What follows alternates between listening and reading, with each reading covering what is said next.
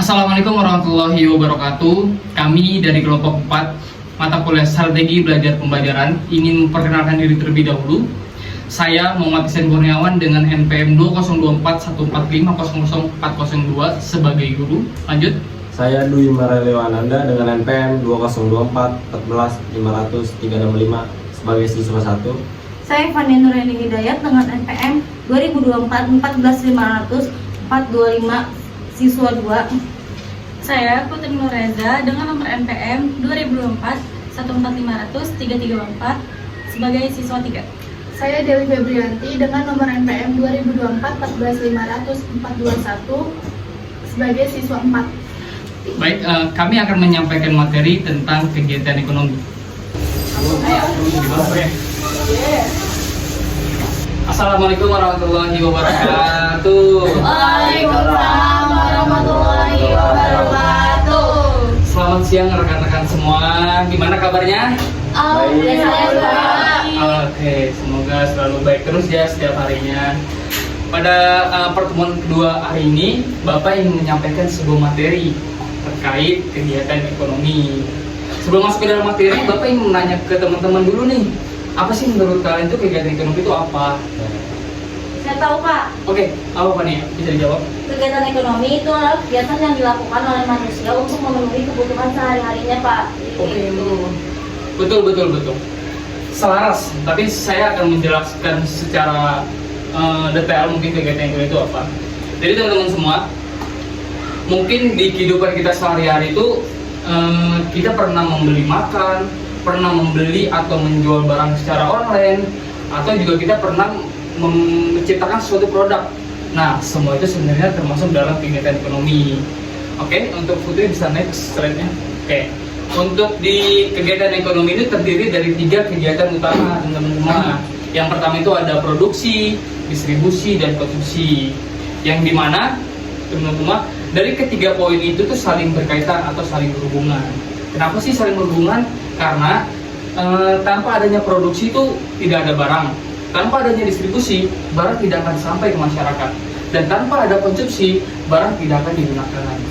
Nah, untuk penjelasan secara detailnya, Bapak akan menyampaikan per poin-poin terlebih dahulu nih.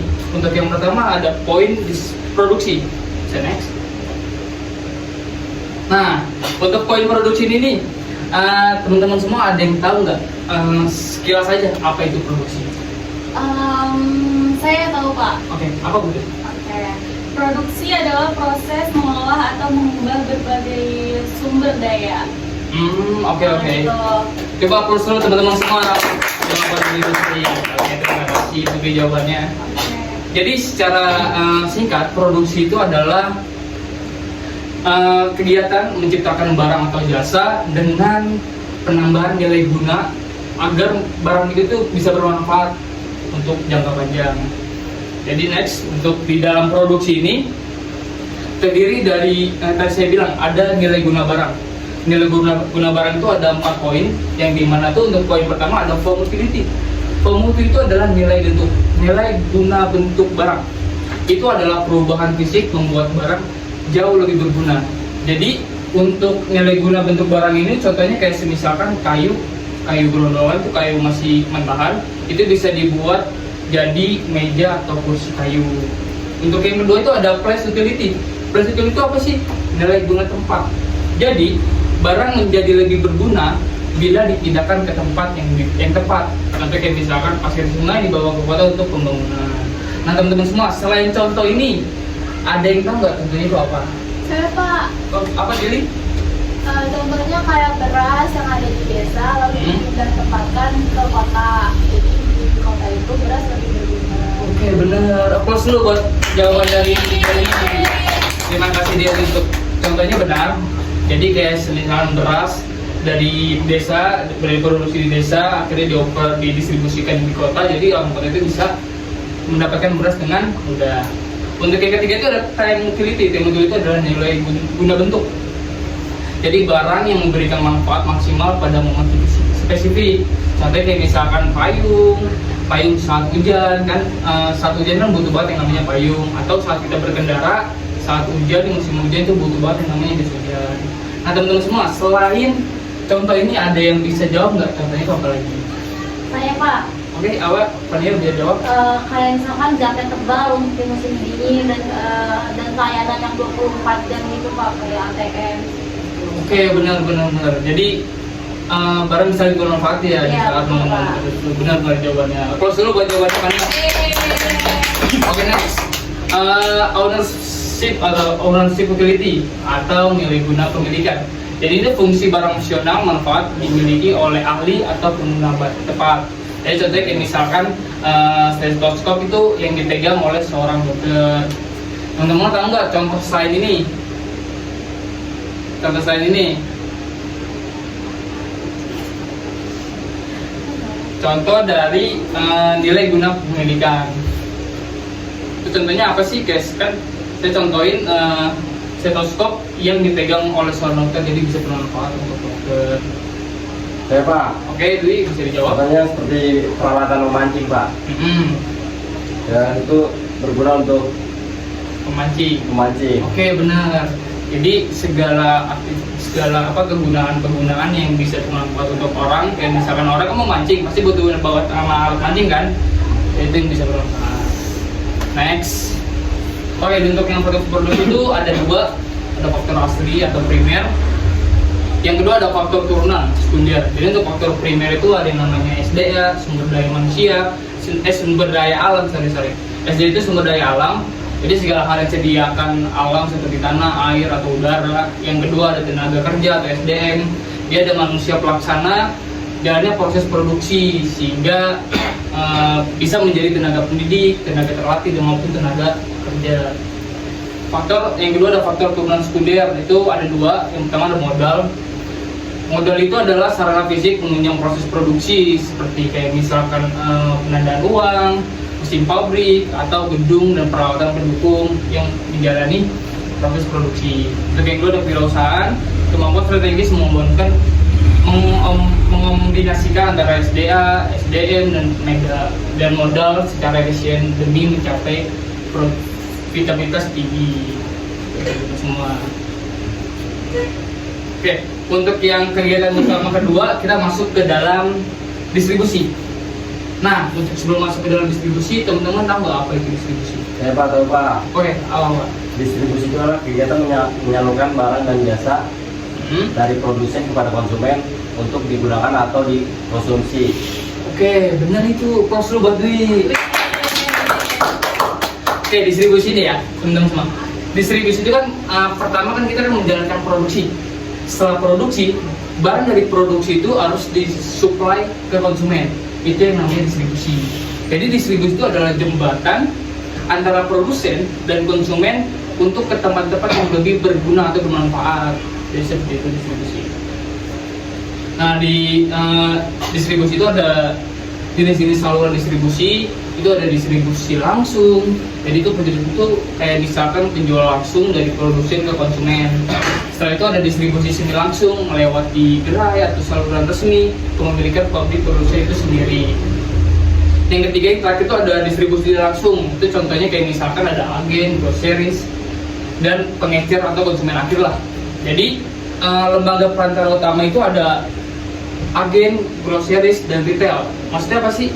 Agen itu mempertemukan peran beli penjual tanpa hak milik barang. Untuk yang grocery itu adalah menjual barang secara banyak. Untuk yang grocery ini ke pengecer. Nah, dari pengecer itu dijual lagi untuk langsung ke tangan konsumen. Next. Oke, terakhir kita masuk ke kegiatan utama ketiga, yaitu konsumsi. Nah, teman-teman semua, sebelum masuk ke dalam konsumsi, bisa dijelaskan nggak apa itu konsumsi? Ada yang bisa dijelaskan? Saya Pak. Oke, Fania. Konsumsi itu kegiatan menggunakan barang atau jasa untuk memenuhi kebutuhan hidup Pak. Oke. Benar-benar plus buat Fania. Benar, jadi konsumsi itu adalah kegiatan menggunakan barang atau jasa untuk memenuhi kebutuhan hidupnya. Itu konsumsi namanya. Oke, next.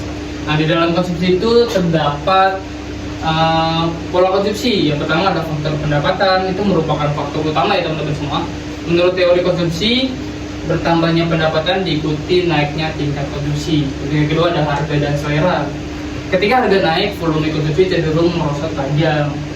Untuk yang ketiga ada sosial dan pendidikan. Jadi tingkat pendidikan dan kondisi tempat tinggal mempengaruhi skala prioritas barang yang dibeli. Oke, next.